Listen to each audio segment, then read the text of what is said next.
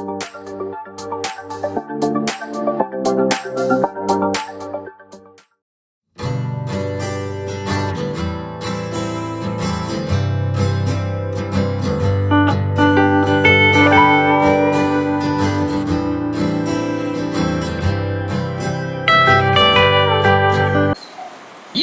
येणं किंवा आम्ही त्याच्याकडे काय यावं हा सगळ्यात मोठा प्रश्न आहे.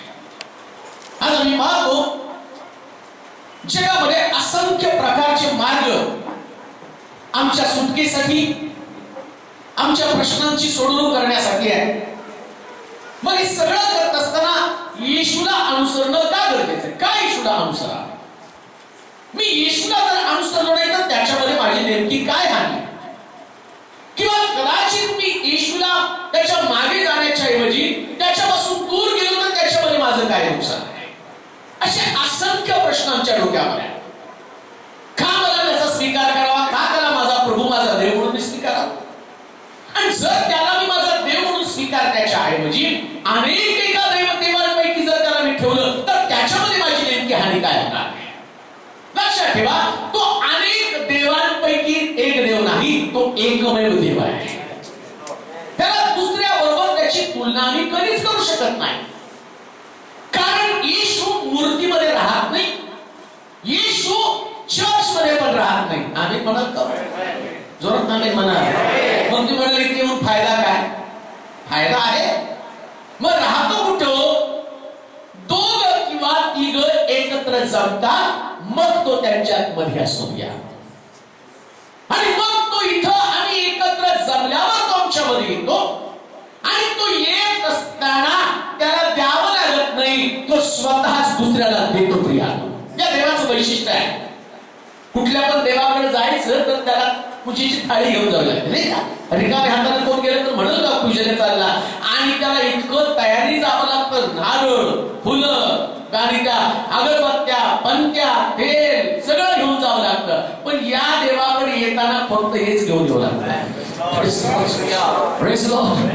आणि म्हणून याच्याकडे येण्यामध्ये आमचा नेमका काय फायदा आहे? का येशूकडे आलो पाहिजे?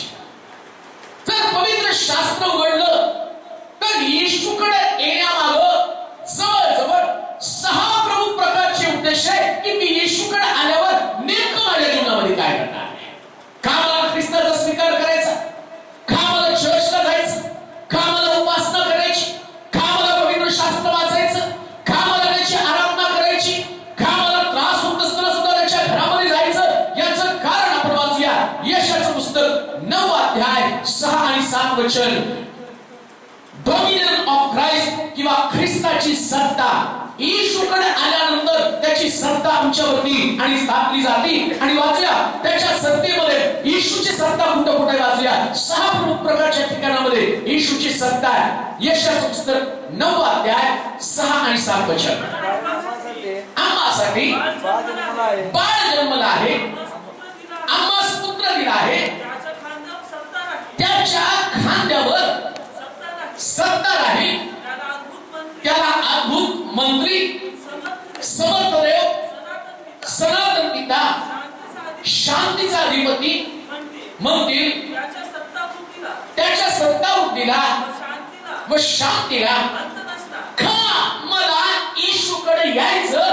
कारण येशूची सत्ता ही सार्वकालिक सत्ता आहे. आम्ही म्हणालो आज तुम्ही बघितलं इलेक्शनच्या वातावरणामध्ये टीव्हीला काँग्रेस मधला बीजेपीत गेला, आप मध्ये अमका आला. का हो? त्याला माहिती ज्याची सत्ता आहे त्याच्याकडे जाण्यामध्ये भलं आहे. सत्ता बदललं, सत्तेची समीकरण बदलतात. ज्याचं राज्य त्याच्या पक्षाचं असल्याशिवाय या जगामध्ये त्या व्यक्तीला किंमत असत नाही. परंतु मला तुम्हाला सांगू द्या, असा एक व्यक्ती या जगामध्ये, असा एक देव या जगामध्ये ज्याच्या सत्तेला कधीच अंत असणार नाही, ज्याची सत्ता कधी संपणार नाही, ज्याच्या सत्तेच्या अधिपत्याखाली आल्याशिवाय फायदा नाही. म्हणून आम्ही पाहतो जेव्हा लोकांना कळलं नरेंद्र मोदी पंतप्रधान होण्याचे चान्सेस आहे, तर त्या मिठाईवर पण नमवली नरेंद्र मोदी, ती पण खपायला लागली. का? ते म्हटले कॅश करायला पाहिजे नाव. सत्तेची मस्ती, सत्तेची उर्मी, सत्तेची धुंदी इतकी जबरदस्त असते ना, जो व्यक्ती सत्तेमध्ये चालत असतो ना, त्या व्यक्तीला जगाची फिकीर नसते हो. आणि पवित्र शास्त्र सांगतं प्रभू येशू ख्रिस्ताची सत्ता या युगात आणि येणाऱ्या युगामध्ये पण असणार आहे. तो नुसतं या पृथ्वी तलावर सत्ता प्रस्थापित करत नाही, तो नुसतं चर्चमध्ये सत्ता प्रस्थापित करत नाही, तो नुसतं ख्रिस्ती व्यक्तीमध्ये सत्ता प्रस्थापित करत नाही. बायबल सांगतं तो आपली सत्ता कायमस्वरूपी या युगात आणि येणाऱ्या युगामध्ये पण प्रस्थापित करत आहे. मग येशूच्या आधिपत्याखाली किंवा त्याच्या सत्तेखाली मला यायला पाहिजे. पण प्रभूने प्रार्थना शिकवली, काय प्रार्थना? हे आमच्या स्वर्गातील बापा, तुझं नाम पवित्र मानलं जावं आणि तुझं राज्य येवो, म्हणजे तुझी सत्ता येऊ दे. आणि देशामध्ये कोणाची सत्ता यावी याच्यासाठी प्रार्थना करते. आम्ही मागच्या 2 महिन्याखाली आणि प्रार्थना केली, योग्य प्रकारचं सत्ता सरकार येऊ दे. का? कारण ज्याचं सरकार येईल आणि त्या सरकारचा प्रभाव लोकांवरती पडणार आहे. लोक म्हणतात की आता काँग्रेसची सत्ता नको, का? महागाई खूप आहे. लोक म्हणतात ते सरकार नको आम्हाला, का? कारण त्या सरकारनं आम्हाला काही दिलं नाही. एवढा विचार तुम्ही करता, तुम्हाला महागाई नको, तुम्हाला चांगलं सरकार पाहिजे. पण मी तुम्हाला प्रश्न विचारेल, येशू सारखी सत्ता, येशू सारखी शांती तुम्हाला कोण देईल? येशू सारखी समृद्धी तुम्हाला कोण देईल? वाचता का त्या वचनामध्ये काय त्या सत्तेमध्ये म्हटलेले? ही इटर्नल किंवा त्याला असं म्हटलेलं एव्हरलास्टिंग किंवा इटर्नल सार्वकालिक अशा प्रकारची सत्ता आहे. वाचूया. आम्हासाठी बाळ जन्मला आहे, पुत्र दिला आहे. खांद्या कोणाच्या खांद्यावर? येशूच्या खांद्यावर सत्ता आहे. त्याला अद्भुत मंत्री, समर्थ देव, सनातन पिता, शांतीचा अधिपती म्हणतील. त्याच्या सत्ता बुद्धीला व शांतीला अंत नसणार. दाविदाच्या सिंहासनावर बसून साम्राज्य चालवी आणि तेथून पुढे सर्व का न्यायानं धर्मानं दृढ येशूचं स्वीकार करणं किंवा येशूला प्रार्थना करून का म्हणणं गरजेचं आहे? रोज मी प्रार्थना करावी, तुझं राज्य येऊ दे. सगळे उठल्या प्रार्थना करा, प्रभू तुझ्या राज्याखाली मला घे, मला तुझ्या पक्षाचं बनव. म्हणून तर तो सेवक त्याला विचारतो की तू नेमका कुणाच्या पक्षाचा आहे? माझ्या पक्षाचा का याच्या पक्षाचा? तो म्हटलं नाही, मी तुझ्या पक्षाचा नाही, याच्या पक्षाचा, मी देवाच्या पक्षाचा आहे. तर येशूची सत्ता तुमच्यामध्ये आली, येशूचं राज्य तुमच्यामध्ये आलं. आज आम्ही पाहतो की राज्य परत यावं म्हणून कालपर्यंत जे गव्हर्नमेंट आमच्या देशावरती राज्य करत होतं, त्या गव्हर्नमेंटने काय केलं? पहिल्यांदा मेडिकल मधले सगळे औषधं सरकारी हॉस्पिटलमध्ये बंद केले आणि पुन्हा आता सत्ता येण्यासाठी काय म्हटले? आता सरकारी दवाखान्यामध्ये सगळे औषध रोग्यांना मोफत मिळणार आहे. का? कारण आम्ही तुम्हाला स्थिर गव्हर्नमेंट देऊ शकतो. देवाच्या लोकांनो, ते जे औषध देतील ते डुप्लिकेट असतील, पण येशूची सत्ता जर आली तर त्याला यहोवा राहा आरोग्य देणारा देव आहे. मग तुम्हाला आरोग्य पाहिजे तर त्याच्या सत्तेखाली या. तुम्हाला आरोग्य, मग मला प्रभू तुझं राज्य येऊ. या येशूच्या राज्यामध्ये जो व्यक्ती येतो ना, त्याच्याकडं प्रत्येक रोगावरचा उपचार आहे. आणि सगळ्यात भारी औषध नाही का? हार्ट फेल झालं तर ते त्याला पंपिंग करून दाबून दाबून न्यावं लागतं आणि लाईफ सेव्हिंगचं इंजेक्शन दिलं जातं. आणि मग त्यांना म्हटलं वाचेल कदाचित, पण त्याचे ब्लॉक काढण्याची ताकद त्या औषधामध्ये नाही. पण येशूकडे अशा प्रकारचं औषध आहे जो येशूकडे येतो आणि येशू त्याला खात्री देतो. तो म्हटला आता तुझं ब्लॉक झालेलं हार्ट मी ठेवणार नाही, मी तुला एक नवीन हृदय देईल, एक नवीन रिपेअर करणार, बंद पडणार नाही, चालू राहणार देणार आहे. जर येशूच्या सत्तेमध्ये याल तर अशा प्रकारची गोष्ट असणार आहे. तो म्हणतो की त्याच्या सत्तेला मर्यादा नाही, लिमिट नाही. हो, आप फक्त दिल्लीत आहे पर हम सब जगह है. हालेलुया. ते आप है, हम है. हम है.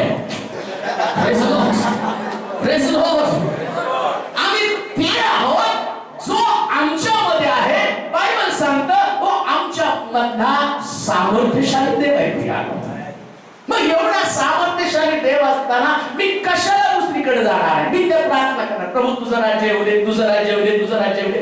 कोणाचं का राज्य येणार त्याच्याशी बायबल सांगतं या जगातलं राज्य तुमचं नाही, आमचं राज्य स्वर्गीय राज्य आहे आणि स्वर्गीय राज्य आमच्यामध्ये आहे.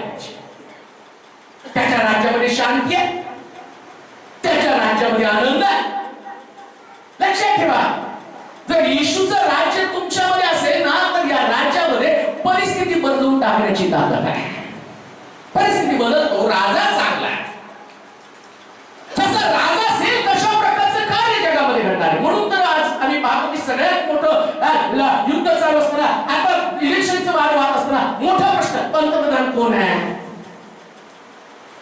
मग भीती वाटते काँग्रेसला, राहुलला सांगावं हा खरंच सक्षम आहे का नाही, खात नाही, वाटत नाही.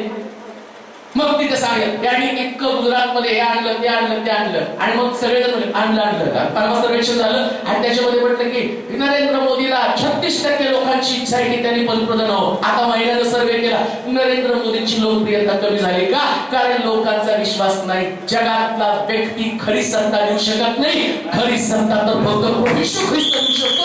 त्याची सत्ता आल्याबरोबर त्याचं राज्य आलं, येशूचं राज्य आलं. येशूचं राज्य आल्यावर तिथं कपाळावरती लेबल लागलं जातं. काय लागलं जातं? आता बाप्तिस्मा घेणार आहेत ते, त्यांच्या कपाळावरती तिथे चिन्ह असणार आहे. हाताचं नाही, कमळाचं नाही, मग कोणतं? वनस्तंभाचं चिन्ह असणार आहे. आणि एकदा ते चिन्ह कपाळावरती बसलं की लुसिफर तिथं म्हणणार आहे आजपासून यांच्याकडं कुठला रोग पाठवता येणार नाही, कारण यांच्या अधिकारावरती मला घाला घालण्याचा अधिकार नाही. ज्या दिवशी तुम्ही येशूच्या सत्तेखाली याल त्या दिवसापासून तुमच्याकडे प्रश्न येणार नाही, तर तुमच्याकडे उत्तर येणार आहे. त्या दिवसापासून तुमच्याकडे अशांती येणार नाही, तुमच्याकडे शांती येणार आहे. त्या दिवसापासून तुमच्याकडे दुःख येणार नाही, तुमच्याकडे आशीर्वाद येणार आहे. आणि म्हणून येशूची सत्ता ही सर्वत्र आहे, सगळीकडे सत्ता आहे त्याची.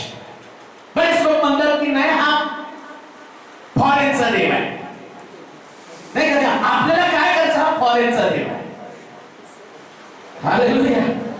आणि इंडियातनं तुम्ही अमेरिकेत गेलात ते काय म्हणतील तुम्हाला? नाही, ते पण म्हणतात आम्हाला फॉरेनर. आम्हाला माहिती आहे, आम्ही पण फॉरेनर आहे. आमचा देव हा फॉरेनचाच देव आहे, कारण त्याचं राज्य जगाचं नाही, त्याचं राज्य तिथलं.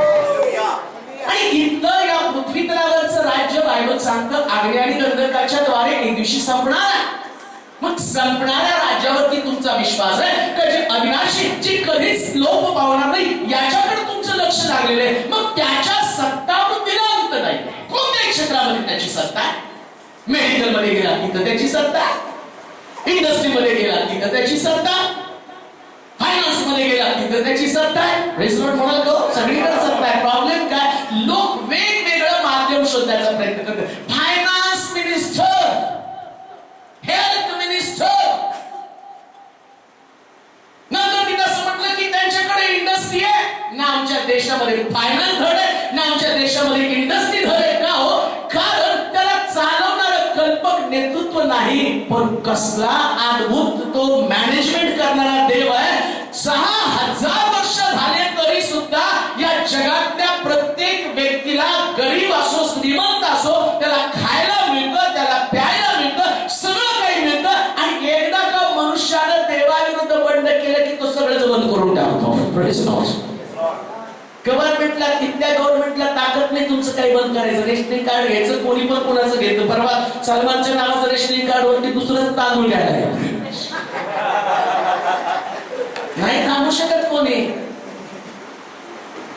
पुन्हा तो लादेन पकडला गेला, लादेनच्या नावानं रेशनिंग कार्ड, त्यांना पण सगळ्या फॅसिलिटी. अहो हा तर रात्री की कसं काय आला काय कळत नाही, संभ्रम अवस्था. इथं मात्र तसं नाही. याच्या सत्तेमध्ये आल्यावर होतो आखाडाला बाहेर काढा, त्याचं घरदार जाळून काढा. का? कारण त्याच्या सत्तेमध्ये कोणी लपू शकत नाही. No limitations. जर त्याला तुम्ही स्वीकारलं तर तुमच्या वृद्धीला अंत नाही, तुमच्या प्रगतीला मर्यादा नाही. काही ज्ञान पाहिजे का? त्याच्या सत्तेखाली या. आर्थिक आशीर्वाद पाहिजे का? त्याच्या सत्तेखाली या. कौटुंबिक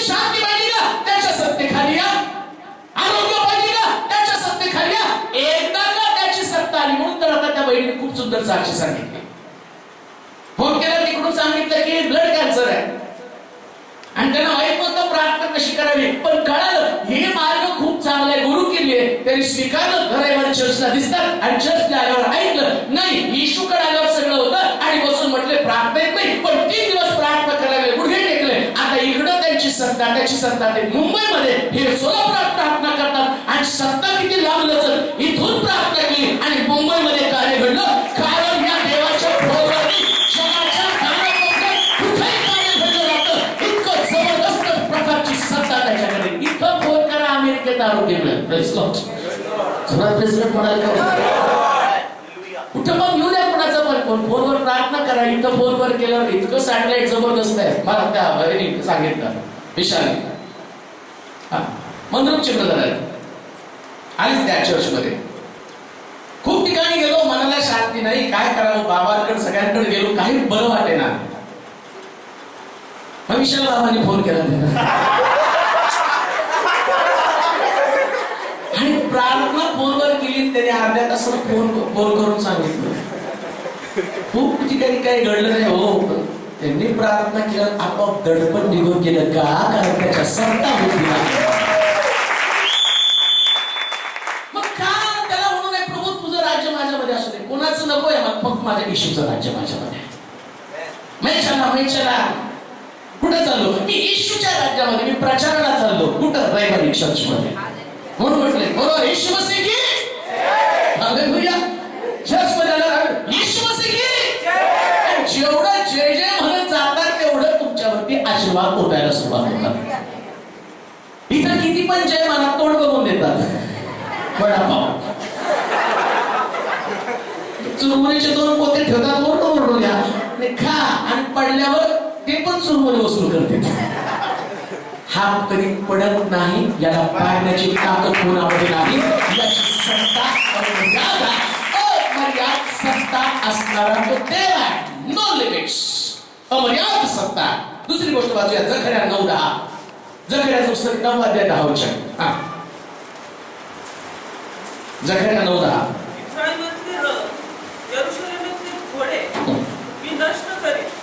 जकर्याचं पुस्तक 9 अध्याय 10 वचन. यरूशलेमातले घोडे मी नष्ट करेन.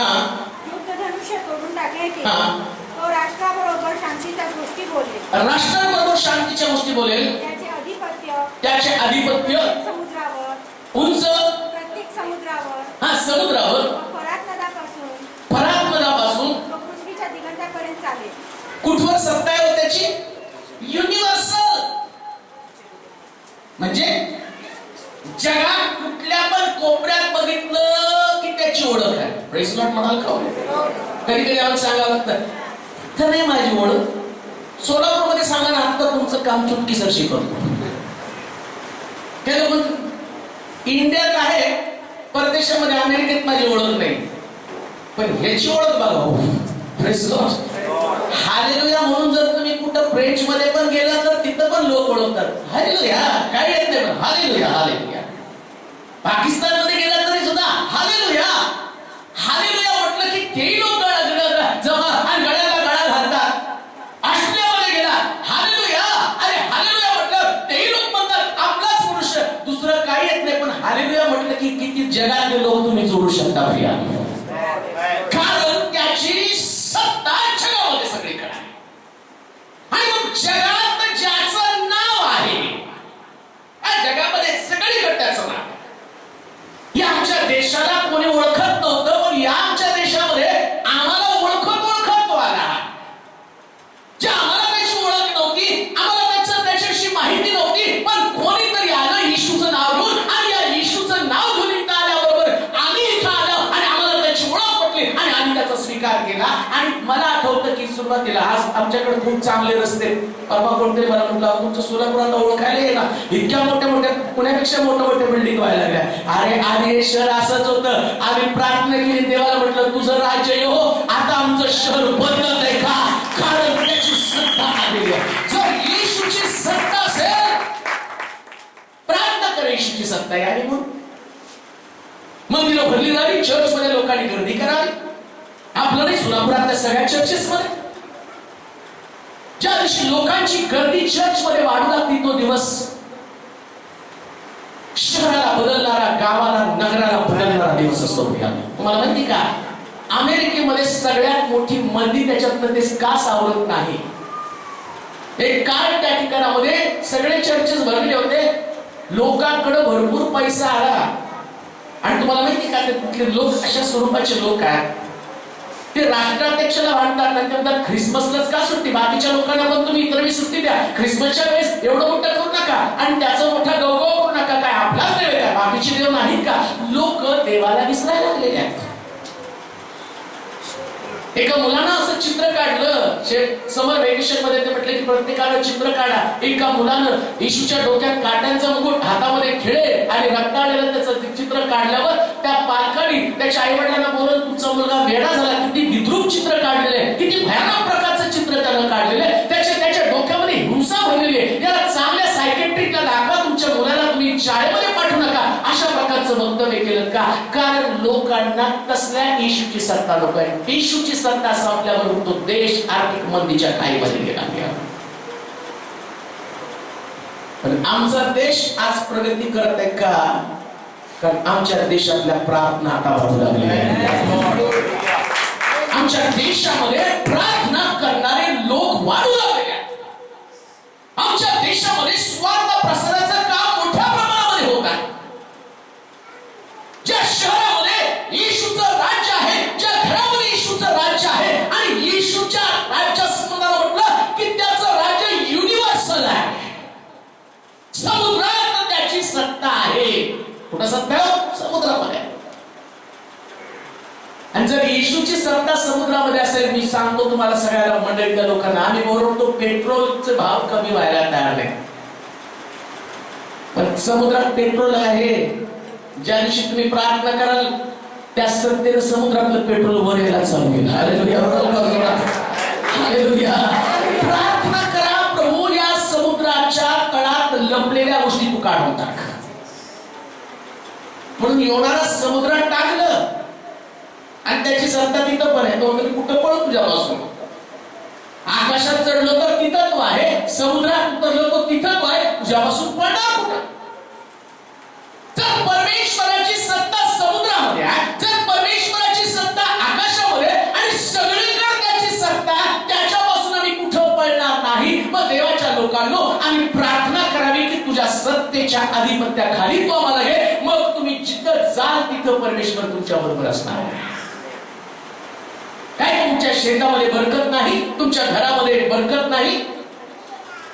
जर तुमच्या शेतामध्ये चांगलं उत्पन्न यावं, तुमच्या घरामध्ये बरकत यावी, तुमचा बिझनेस चांगल्या प्रकारच्या फ्लोनं चालावा, जर येशू तुमच्याकडे असेल तर लक्षात ठेवा, तुमचा बिझनेस जगातल्या सगळ्या बिझनेसपेक्षा भारी असणार आहे. आम्ही म्हणालो जोरात आम्ही म्हणा. येशू तुमच्याकडे असला पाहिजे. मग काय पण विका, माती विका, काहीच लोक येरुशलेम येत नाही म्हणून आपोआप तुमच्या मातीला वासी येरुशलेमचा. कारण येरुशलेमचा देव तुमच्या बरोबर आहे. हो, आणि तो देव जर तुमच्या संगती असेल तर लोक तुम्हाला शोधून देतील. हो, लेकरू सकाळी उठल्यानंतर मग मी कोलगेट दे, त्याच्यावर पेप्सोडेट देते आता मध्ये.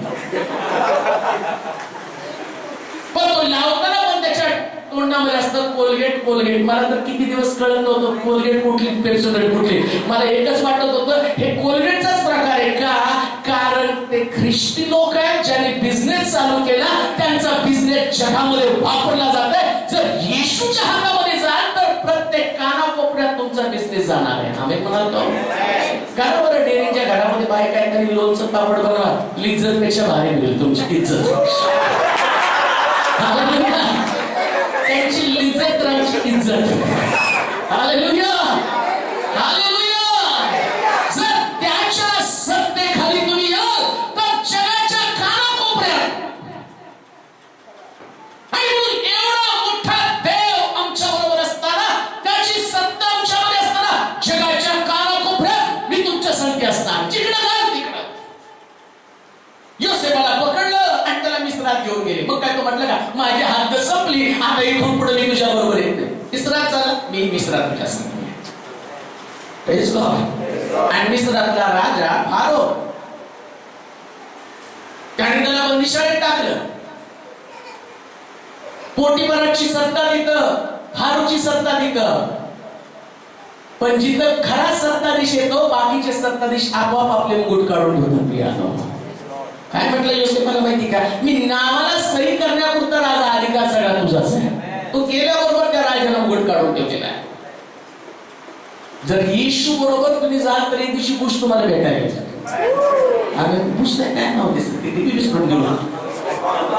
हो बाबा,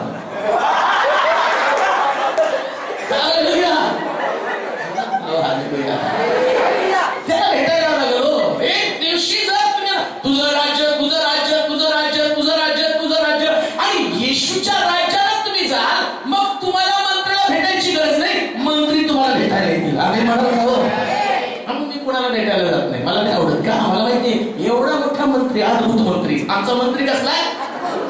कसला मंत्री? ते भूत आहेत. आणि आमचा अद्भुत, की ज्याला पाहिल्यावर मग कळतं हा काहीतरी करणार. आणि तो अशा प्रकारचा देव, त्याच्या सत्तेला मर्यादा नाही. आणि तो युनिव्हर्सल अशा प्रकारचा देव आहे, जगाच्या कानाकोपऱ्यामध्ये सगळीकडे त्याची सत्ता आहे. आणखी एक गोष्ट वाचूया, मग त्याचं शेवट तुम्हाला 8 अध्याय 27 वचन. खूप चांगल्या गोष्टी सांगण्यासारख्या, पण आपल्याकडे तेवढा वेळ नाही आणि तेवढं सांगता परिणाम नाही. मग ते 8:27 माणसाला आश्चर्य वाटतं. ते म्हणाले, कोणत्या प्रकारचा माणूस आहे? वारं. कोण आहे तो? या देवाचं वैशिष्ट्य असं पवित्र शास्त्र सांगतं, त्याची निसर्गावरती सत्ता आहे. त्याची सत्ता कुठं? निसर्गावरती आहे. म्हणून लक्षात ठेवा, लोक म्हणतात निसर्ग बदलला. का बदलला? देव म्हटलं माणूस बदलला की मी बदलणार, मी बदलले की निसर्ग बदलला नाही. काही लोक म्हणतात नाही, ग्लोबल वॉर्मिंग मुळे सगळं. ग्लोबल वॉर्मिंग फिरविंग काय नाही आहे. जागतिक तापमान वाढलं, जागतिक तापमान नाही. त्यानं म्हटलं जसे जसे माझे येण्याचे दिवस आणि जवळ होतील तस तसं मी समुद्रामध्ये काहीतरी चिन्ह करेल, आकाशात काहीतरी चिन्ह करेल, निसर्गामध्ये काहीतरी चिन्ह करेल. निसर्ग हजारो वर्ष देवाचं ऐकत होता. आणि बायबल सांगतं, येशूचे शिष्य नावेमध्ये असताना समुद्र खवळला, वारा खवळला, वादळ खवळलं. पण येशू तिथं उभा राहिला आणि खवळलेल्या समुद्राकडे त्यानं पाहिलं, म्हटलं शांत हो. वाऱ्याला म्हटलं स्टॉप ब्लोइंग, थांब.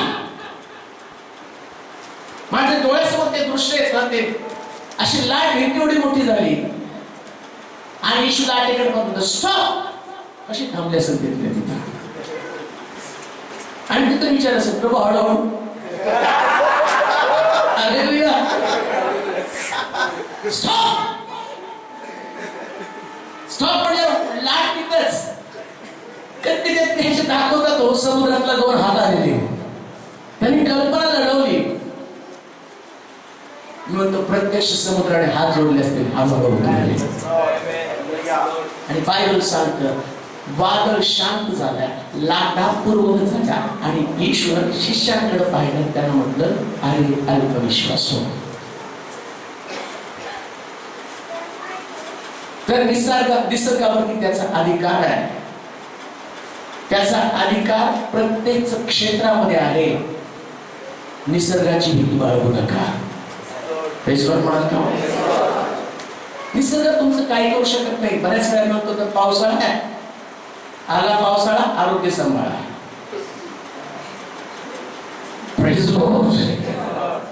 उन्हाळा आला तर त्याला गोवर कांजण्यापासून कुठलं गवर कुठलं कांजण्या.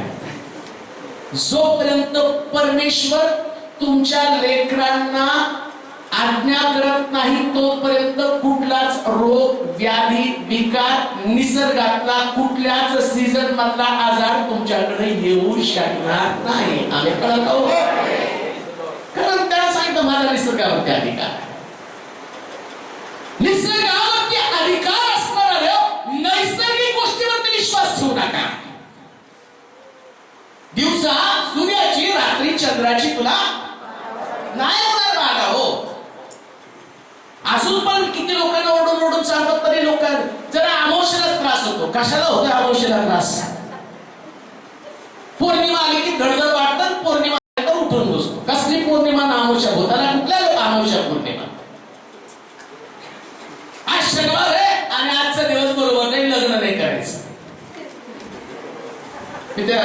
याच्यामध्ये पालघरमध्ये म्हटलं हो रविवारी लग्न करून तुटले पण शनिवारच्या अजून स्थिर. Hallelujah hallelujah. रविवारचा दिवस चांगला, आता लग्न करा आणि देव आशीर्वाद देईल. आणि घरी गेलं ही भांडण. जो निसर्गावरती अधिकार देणारा देव बायबल सांगतं त्याच्या दृष्टिकोनातून प्रत्येक दिवस चांगला दिवस आहे. प्रत्येक दिवस चांगला, प्रत्येक दिवस प्रभू त्यांच्या संगती राहतो. निसर्गावरती अधिकार देणारा देव. आणि म्हणून आमचा देव एखादी अनैसर्गिक गोष्ट आणि म्हणतो की नॅचरल आहे. काही गोष्टी नॅचरल आहे. अब्राहम नैसर्गिक दृष्टिकोनातून लेकरू देऊ शकत नव्हता, त्याचं वय झालं होतं. परंतु ज्या वेळेस परमेश्वराने त्याला हाक मारली, त्याला म्हटलं माझ्या मागे ये, मी सांगतो त्या देशामध्ये तुला घेऊन जातोय. अब्राहम परमेश्वराच्या मागे गेला, जिवंत देवाच्या मागे गेला आणि जाता जाता या मूर्तिकाराला देवानं धनवान केलं, श्रीमंत केलं. आणि श्रीमंत होता होता अब्राहम इतका वयस्कर झाला की आता पवित्र शास्त्र सांगतं त्याला लेकरू होऊ शकत नाही. नीट ऐका, नाही आता लेकरू होऊ शकत, कारण त्याचं वय झालं 80 वर्ष. आता 80 वर्षाच्या म्हाताऱ्याला कुठलं लेकरू होणार आहे? पण बायबल सांगतं आमचा देव निसर्गावरती अधिकार गाजवला. Praise the Lord. Abraham uncle एक दिवशी घरी आले, सारा कुठलेच तरी सारा तो आई होणार आहे. काय तर खोल डोक्यात बसले नाही का? मग ते म्हटले की एक काम करा, मी तर म्हातारी आहे, ही घ्या करणी हागा तिच्यापासून लेकरू झालं. पण सारेच्या डोक्यात हे नाही आलं या म्हाताऱ्याला हागाडीपासून होऊ शकतं तर म्हाताऱ्या सारेपासून सुद्धा होऊ शकतं. आणि पवित्र शास्त्र सांगतं देवानं असं कधी घडलं नाही त्या समोर. मी जर समजा अजून 21 वर्षांनी, आता मी तरुण आहे, मी म्हातारा म्हणत नाही,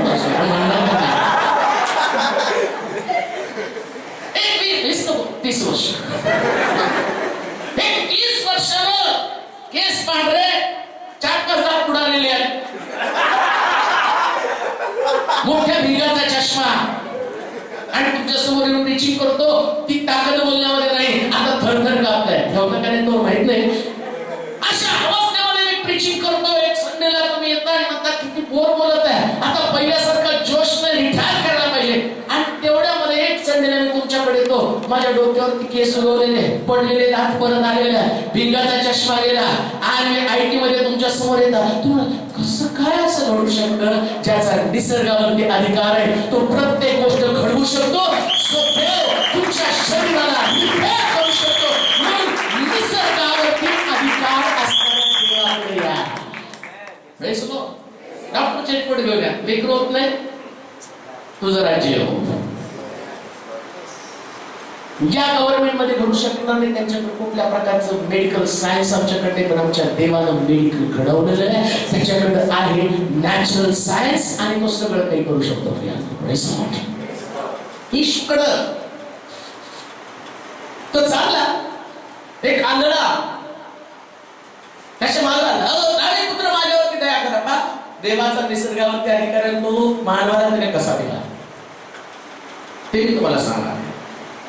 आणि येशू करा, अरे पुत्र दया करा, दया करा, दया करा. येशू गेला, काय झालं दिसत नाही, चल माझ्या बरोबर. जमिनीवर गेला, थुकला, माती केली, डोळ्याला लावली, जळकाळ्यात धरली, दिसत का नाही? माणसं झाडासारखी दिसतात. परत एकदा माती लावली, जा धुवली, बरा झाला. येशू म्हटलं दिसायला.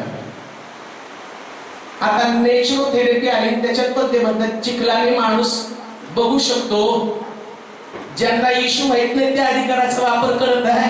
आम्हाला तर त्यानं विशेष निसर्गावर अधिकार दिलेला आहे. आम्ही किती वापर करून त्या देवाला म्हटलं पाहिजे तुझी सत्ता आमच्यामध्ये येऊ दे. त्यानं खरोखर तो अधिकार वापरला आणि तो जमिनीवरती थुंकत असताना त्या चिखलामध्ये तो शब्द टाकत होता आणि ते शब्द त्या चिखलाला सांगत होते याच्या डोळ्यातला दृष्टिदोष तुला काढावा लागणार आहे. आणि पवित्र शास्त्र सांगतं त्या मातीनं शब्द स्वीकारले. जे शब्द एकदा आदाम निर्माण करताना मातीनं स्वीकारले, ज्या मातीला तो सांगत होता याच्यापासून एक सुंदर पुरुष जन्माला येऊ दे, याच्यापासून एक सुंदर पुरुष निर्माण होऊ दे. आता तो शब्द त्या मातीला पुन्हा दुसऱ्यांदा तो समजावून सांगत आहे याचे गेलेले डोळे आपल्याला परत आणायचे. मातीनं त्याचं ऐकलं, मातीपासून डोळ्याला रिपेअर केलं, ऑपरेशन न करता माती सुद्धा त्याचं ऐकती. एवढा मोठा निसर्गावरती अधिकार असणारा तो देव आहे. मातीनं ऐकलं.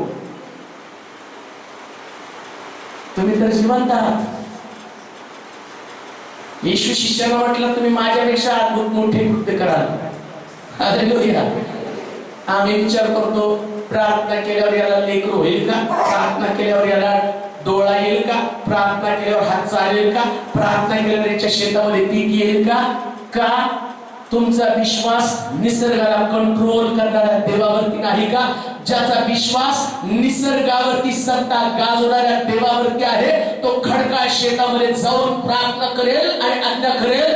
आजपासून मी तुला सांगत आहे ज्या येशूनं त्या मातीला आज्ञा केली आणि त्या आंधळ्याला दृष्टी दिली, आज मी तुला आज्ञा करत आहे हे खडकाळ जमिनी याच्यातनं चांगलं पीक घेऊ दे, कारण तू देणारा देव आहे. आणि येशूच्या नावात जर तुम्ही त्या जमिनीला आज्ञा कराल, सोलापुरातली सगळ्या जमिनीमध्ये चांगलं पीक यायला सुरुवात होईल. आम्ही मला जा शेतामध्ये लोकांच्या. मी तर म्हणतो शेत शोधत फिरा. कुणाच्या शेतामध्ये पीक येत नाही, आम्हाला बोलवा, आम्ही प्रार्थना करतो पीक येणार आहे.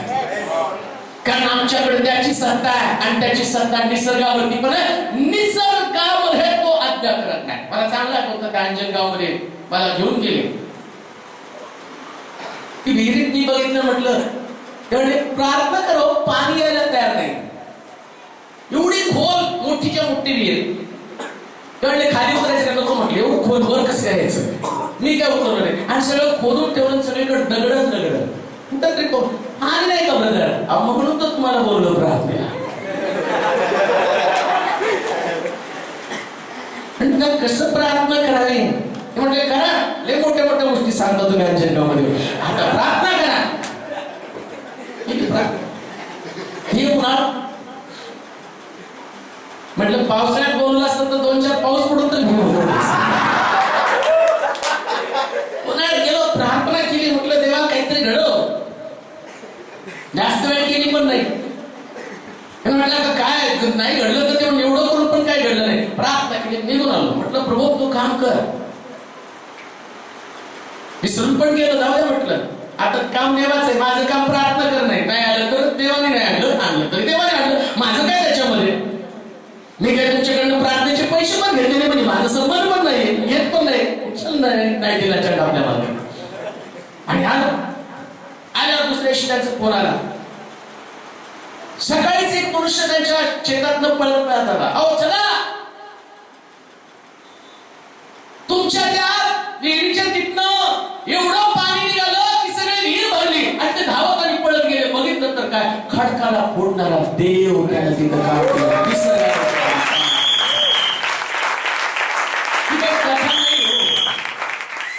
कथा नाही, ही वास्तव आहे, सत्य आहे. मंगला गोडके सिस्टर मला चांगलं आठवतं की ते त्या दमाई ब्लाइंड स्कूल मध्ये त्यांनी ते बोर मारलं बऱ्याच ठिकाणामध्ये. आणखी एका ठिकाणी मारलं, 300-350 फूट गेलं खाली आणि पाणीच नाही. आणि मग त्या शाळेतला तो मनुष्य रडायला लागला, हो मॅडम आता कसं काय, सगळं वाया गेलं, 350 फूट गेलो, पाणी नाही. ते म्हणते काय नाही, थांबा आता आपण प्रार्थना करू. मी डिमांड मध्ये होतो मी विषय, आणि तिकडून त्यांचं कोण आलं. मी का तुम्हाला सांगत आहे, काम करणारा निसर्गाचं नियंत्रण असणारा दिवस माणूस काम करत नाही. आणि ते म्हणले की पाप आणि त्या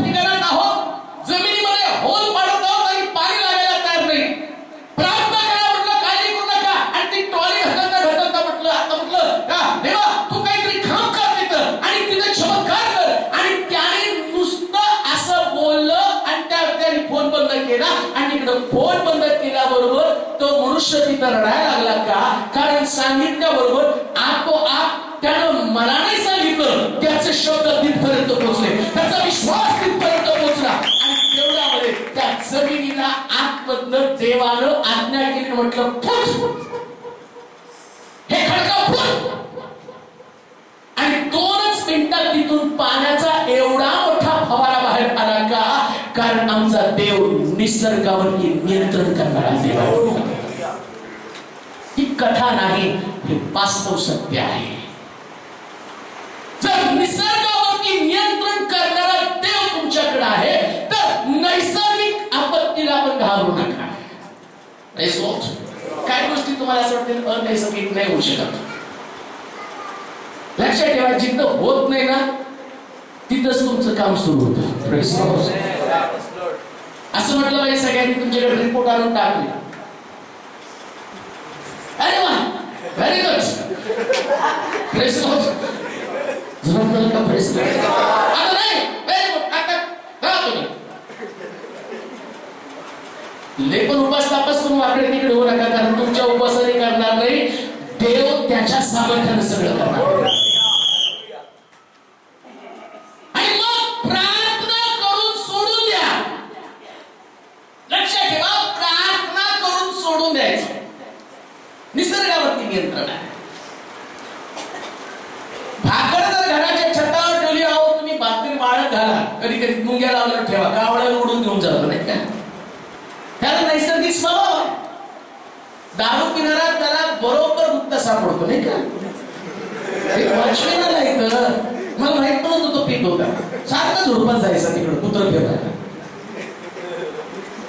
मग म्हटलं ह्याच्यात काहीतरी बदल दिसायला लागला. नंतर कळतो बरोबर पीक होता, का त्याचा नैसर्गिक स्वभाव आहे, दारू प्यायला बरोबर तिकडे जायचा. कावळा नैसर्गिक त्याचा स्वभाव आहे, मांस आणि भाकर खाणारा, पण परमेश्वराने त्याच्याकडनं अनैसर्गिक काम करून घेतले. त्याला सांगितलं की या झाडाखाली बसला, आजच्या दिवस तू भाकर खायची नाही, मी जोपर्यंत सांगतो तोपर्यंत रोज घेऊन जायचं.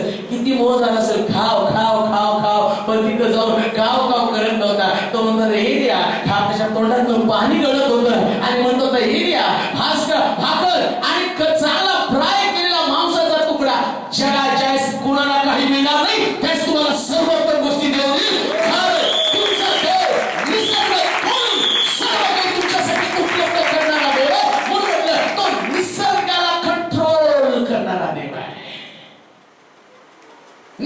नियंत्रित करणारा प्रभू आहे. इतका महान अद्भुत राजा, इतका अद्भुत देव तुम्हाला सापडला. तुम्ही किती भारी लोक आहेत, किती भारी लोक आहे हो. या सोलापूरमध्ये 30 लाख लोक आहेत. 30 लाखामध्ये सगळे घरात आहेत, पण तुम्ही चर्च मध्ये का? कारण आज दुपारी तुम्हाला तो देव सापडलेला आहे आणि तो सांगतो आता इथून पुढे निसर्गावरती तुझा अधिकार आहे. कसली पण जमीन घ्या, त्याच्यावर कसल्याही जमिनीवर घर बांधा. आम्ही म्हणत का पाया किती हाय विचारू नका. मी इथं आल्यावर मला कळलं जमिनीला पाय असतो म्हणून. त्याच्यात मला माहितच नव्हतं जमीन बघताना पाया बघावा लागतो. किती जमीन म्हटलं घेता का कुठं तरी बांधायचं म्हणून बांधायला आलो इथं, आणि ते म्हणजे याला पाय नाही, म्हणजे कशाला लागतो पाय? तर त्याच्याशी बिल्डिंग कशी? लक्षात ठेवा, ज्या जमिनीवर आम्ही उभा आहोत तिथं देवाचं गौरव आहे का? कारण आमचा देव निसर्गाला कंट्रोल करणारा देव आहे आणि त्याचा अधिकार निसर्गावरती आहे. आणि निसर्गावरती अधिकार असणारा देव आणि त्याच्या मार्गामध्ये चालत असताना आम्ही म्हटलं पाहिजे की तो निसर्ग नियंत्रित करणारा देव आहे. सूर्याला नियंत्रित करतो, चंद्राला नियंत्रित करतो, ताऱ्याला नियंत्रित करतो, समुद्राला नियंत्रित करतो आणि सगळ्याला मर्यादा घालून दिलेली. कधी आला का समुद्र मर्यादा सोडून? किती वर्ष पाऊस पडतो? गटरीचं पाणी पण त्याच्यातच, नद्यांचं पाणी पण त्याच्यामध्ये, पावसाचं पाणी त्याच्यामध्ये, पण 1 इंच पण समुद्र इकडे सरकला नाही. कारण देवानं समुद्राला सांगितलं की नाही, मी जोपर्यंत सांगत नाही तोपर्यंत तू यायचं नाही. पण नोहाच्या दिवसामध्ये देवानं निसर्गाला आज्ञा केली, इकडून तिकडून पडायला सुरुवात कर. एवढा पाऊस पडला की सगळी सृष्टी भरून गेली. समुद्र त्याला मर्यादा सोडली, आकाशाला मर्यादा सोडली. का? कारण निसर्ग प्रभूचं ऐकतो आणि त्याची सत्ता त्याच्यावर घेऊन 40 दिवस म्हणजे 40 दिवस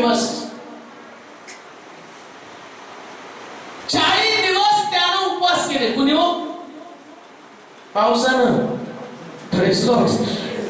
कारण त्याला दमच नाही ना, एकसारखा पडत होता, खातच नव्हतं काही.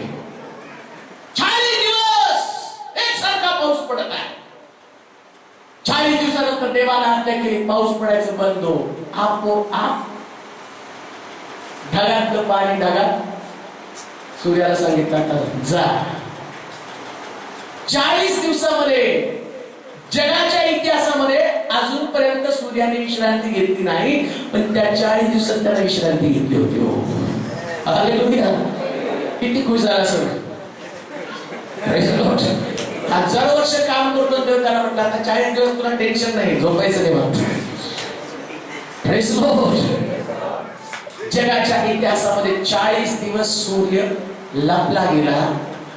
त्यानं आपलं काम त्या दिवसामध्ये बंद केलं. सूर्य सुद्धा प्रभूचं ऐकतो. यहोशुआ जास्त लढाई करत होता असं लिहिलं तिथं. त्यानं सूर्याला एक दिवशी आकाशामध्ये सांगितलं स्थिर हो. एक दिवस तो सूर्य आकाशात थांबला, हल्ला नाही जागेवर. हालेलुया. आणि कॅल्क्युलेशन करताना परवा ते काय म्हटलं तुम्ही, ब्लॅक होल, सृष्टीची उत्पत्ती कधी झाली आणि त्याच्यासाठी त्यांनी ब्लॅक होल ड्रिल केलं, सगळं केलं, कॅल्क्युलेशन केलं आणि बरोबर दिवस सापडले. पण कॅल्क्युलेशन करताना एक दिवस ऍब्सेंट होता. ते म्हटलं हा दिवस सापडायला येणार नाही. त्याच्यात ते ख्रिस्ती व्यक्ती बिलीव्हर्स होता, तो म्हटलं एक दिवस मिस कुठं झाला, त्या दिवशी सूर्य थांबला होता, तो दिवस मिस झाला. आणि मग सायंटिस्टनी जल्लोष केला आणि ते म्हटले आता गणित बरोबर सापडलं का, कारण सायन्सला सुद्धा देवाची सत्ता मान्य करावी लागते. परमेश्वराची सत्ता सर्वत्र आहे. निसर्गाची भीती बाळगू नका. जो निसर्ग त्याची भीती बाळगतो त्याची भीती बाळगा तुम्ही.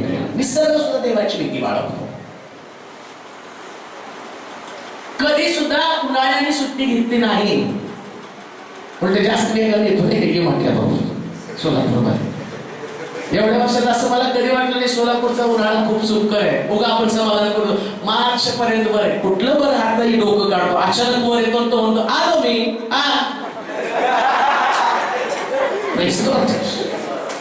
काश्मीर मध्ये या वर्षी तर बरं नको, एवढ्यात मोठे बर्फाचे तुकडे पडलेत का, कारण त्याला सांगितलंय पडायचं म्हणजे पडायचं, सुट्टी घ्यायची नाही. बरोबर ते ऐकतात.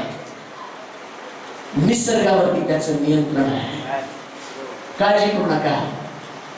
देवानं सूर्य, चंद्र, तारे, समुद्र हे सगळे तुमच्या कल्याणासाठी निर्माण केलेले आहेत.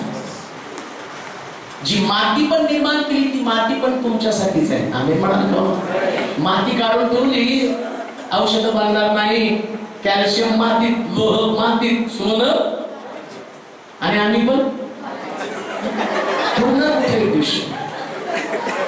सगळं देवानं माणसासाठी परफेक्ट करून ठेवलेलं आहे. पाण्याला नियंत्रित केलं, जमिनीत पाणी ठेवलं. त्याला माहिती झाडाला पाणी देऊन देऊन कंटाळतील. त्या झाडाने शोध घेताना झाडं विचारतात देवा माझं काय, काळजी करू नको, वरून मी तुला वाढवण्यासाठी मदत करेल. ज्या तू जमिनीमध्ये जाशील आपोआप तुला जमिनीत पण पाणी मिळेल. त्याला सगळ्याची तरतूद करून ठेवली. जर तो प्राण्यांची, झाडांची तरतूद करतो, तुमची तरतूद करणार नाही का? जर त्यांच्यासाठी त्यानं निसर्ग तयार केला, तुमच्यासाठी त्याचा फायदा होणार नाही का?